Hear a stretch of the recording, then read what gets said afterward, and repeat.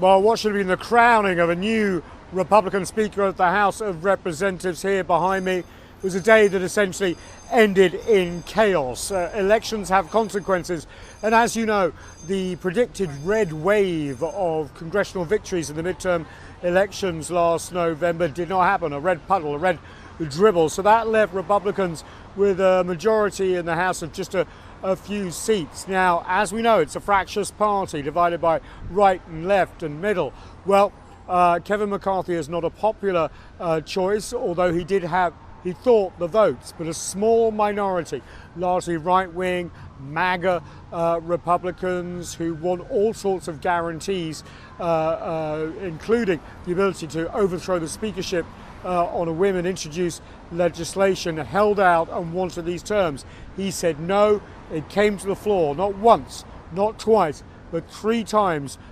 His party did not have enough votes to make him House Speaker. This hasn't happened for 100 years. Last time it took 9 ballots. Well, the House will reconvene at noon going forward on Wednesday, but it doesn't look like at the moment they've come to a deal. There may be some sort of deal, but if not, what happens? This is almost unprecedented. Will there be another candidate?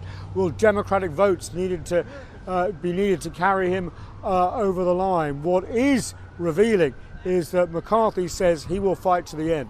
I will always fight to put the American people first, not a few individuals that want something for themselves. So we may have a battle on the floor, but the battle is for the conference and the country, and that's fine with me. But this is obviously a very, very bad, at least PR exercise for Republicans. They had battled hard and said they could govern here in Washington. The first taste of power they've had in a few years with taking over the majority in the House of Representatives, and they can't even agree on who is going to lead their party in that House. And nothing can happen while this election is up.